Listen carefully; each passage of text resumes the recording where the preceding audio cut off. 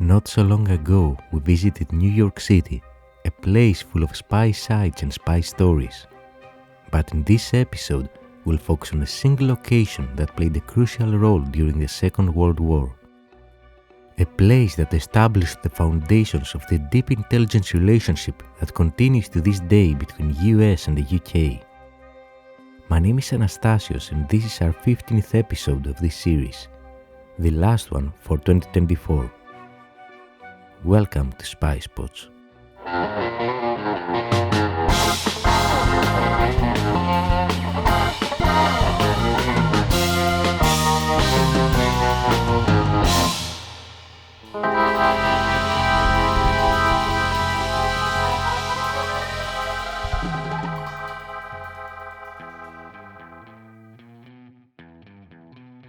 In August 2024, we recommended this book. So let's start from a quote from there. As per its title, the book includes dispatches from spies related to the infamous British spy school Camp X, located in Canada. But here we care more about something called the BSC. As the book says, the British Security Co-Ordination BSC was a vast organization operating throughout the Western Hemisphere during World War II. The BSC was born out of a meeting with Winston Churchill and his top military strategist. William Stephenson was the man he selected to lead it. This was a daunting responsibility as it included all of North and South America. Churchill desperately wanted President Roosevelt's support with the war effort in any way possible. He knew that Big Bill Donovan and Little Bill Stephenson were good friends and that Big Bill was a close confidant of the president. It was on this foundation that Churchill hoped to build an alliance with the president and eventually entice the Americans into the war. The following is a brief outline showing how Stephenson's New York organization was structured. And here we see the 5 domains that it was having under its BSC umbrella. Note the last one, passport control, since we'll need that later on. And here we see the responsibilities of the security division of this covert entity. And those are the 7 sections it had.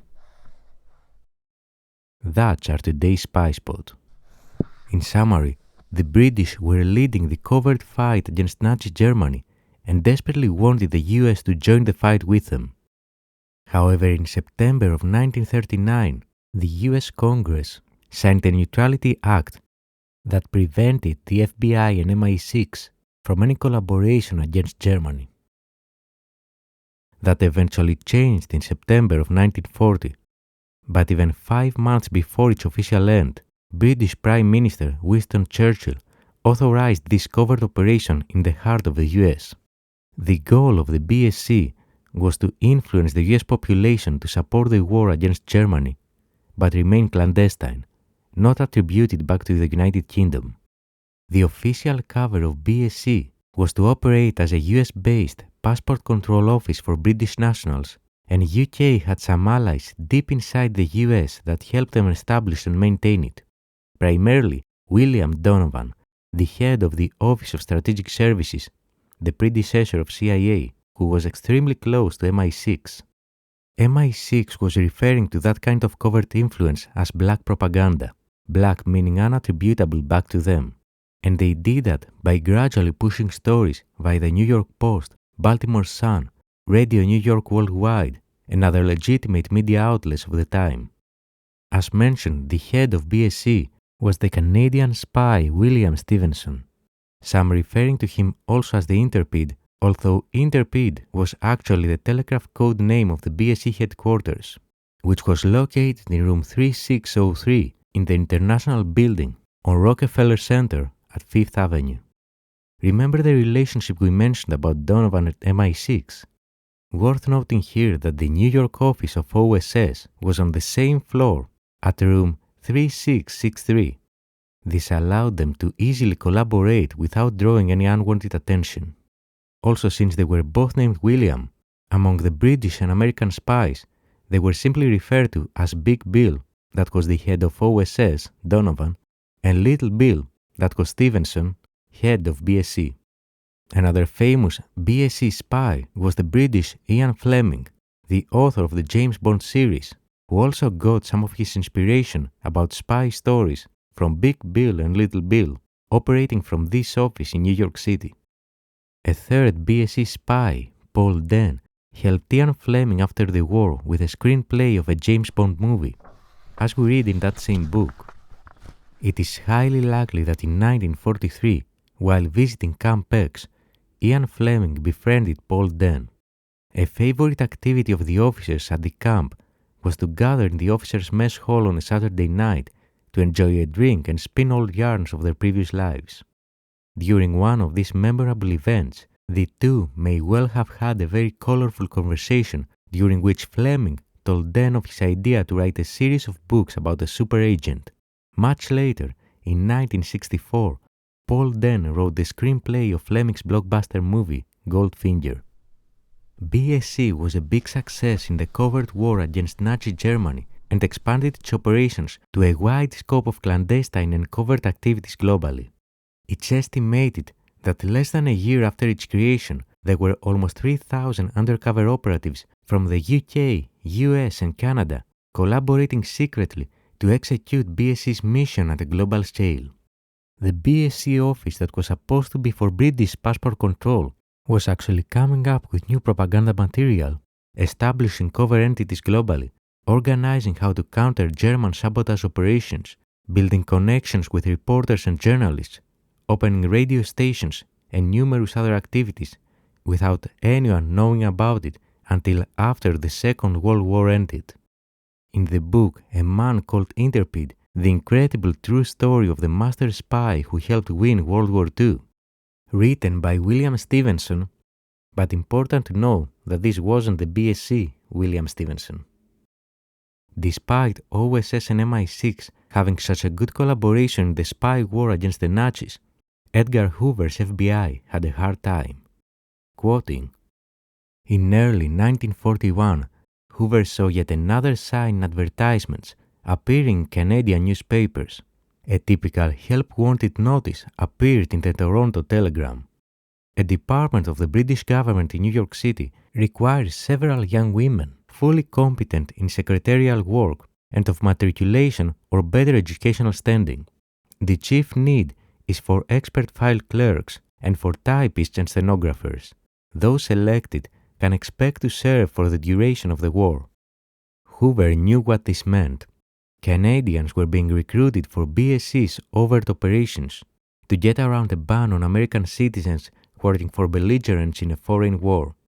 Hoover was publicized as the world's most powerful policeman, but now he was forced to turn a blind eye when the laws were bent. His personal vanity and professional pride were naturally involved. The price for Hoover's cooperation was always conditioned by his overwhelming ambition for the FBI, noted the BSC papers. He wanted to retain a monopoly of liaison with BSC, and this became progressively less possible. To expand the FBI into an international agency like the British Secret Services, Hoover needed backing by Congress, and this was not forthcoming. He had no legal right to employ agents outside the United States. He directed FBI agents in Latin America secretly, took elaborate precautions against the State Department finding out, maintaining his own FBI liaison office midway between Rockefeller's Coordination Suite and BSC in Rockefeller Center. How this worked in practice was described later by a double agent known as Tricycle, actually a Yugoslav named Duško Popov. "I walked slowly to Rockefeller Center, running a check on a possible tail. Inside, I spotted my contact scanning the directory. I followed him into an elevator, and at the 29th floor we got out, neither speaking. He circled the floor and pressed an up button, but let the first elevator pass. Then he pressed again. This time a civilian in the cage nodded slightly, and we rode to the 44th floor, where I was now recognized and escorted to the FBI." Also from the same book, we read that a substantially different picture was given by a Baker Street irregular who turned out to be one of the Soviet Union's top-ranking spies, Kim Philby. He wrote in My Silent War, "Stephenson's activity in the United States was regarded sorely enough by J. Edgar Hoover. The implication that the FBI was not capable of dealing with sabotage on American soil was wounding to a man of his raging vanity. He was incensed when Stephenson's strong boys beat up or intoxicated the crews of ships loading Axis supplies. But the real reason for the suspicious resentment, which he never lost, was that Stephenson was playing politics in his own yard, and playing them pretty well. Hoover foresaw that the creation of Bill Donovan's OSS would involve him in endless jurisdictional disputes. The new office would compete with the FBI for federal funds. It would destroy his monopoly of the investigative field. The creation and survival of the new OSS organization was to be the only serious defeat suffered by Hoover in his political career, and his career has been all politics. He never forgave Stephenson for the part he played as midwife and nurse to OSS. Fun fact, Duško Popov that was mentioned in this quote is believed to be the primary person that inspired Ian Fleming for the character of James Bond. He was a very unusual kind of spy. Clearly, we highly recommend you reading this book if you want to get a better idea of what was taking place at the time, especially inside BSC. And here is a last quote from this same book. "More than half the world is under dictatorship," said Stephenson. "Those people do not know what we call freedom. Only 60 generations stretch back from you and me, here, to the dawn of Western history. 2 world wars in this century remind us that civilized Europe is the butt of a knife from the Dark Ages. We've sailed a long, stormy course to this small island of freedom. We had to endure the sacrifices of war, risk our lives daily, carry on despite the loss of those we love, and overcome statistically insuperable odds to preserve what we have. Are we now to admit that we can no longer find the means to control the weapons we create to defend ourselves? Or are we saying we can control ourselves? For free people, the future is filled with hazard and challenge. When was that not so? Such a very small island, I thought, when measured against recorded history. Did living Bermuda suggest the analogy to Stephenson? He had retired here for practical reasons to do with his own need for anonymity, and he had withdrawn here to reflect. His life had come briefly out of obscurity in 1962, when British author H. Montgomery Hyde published a revealing account of the quiet Canadian in room 3603. Ian Fleming wrote of it, "Bill Stephenson worked himself almost to death carrying out undercover operations and offered dangerous assignments that can only be hinted at." Many years have passed and many changes have taken place, so it's hard to know what exactly happened to those specific rooms and how they are used today, or even if their current occupants know about their secret history. Actually, if you do know anything about their current state, please let us know in the comments below. And if you find yourself in New York City, it's very likely you'll pass across the beautiful Rockefeller Center at some point.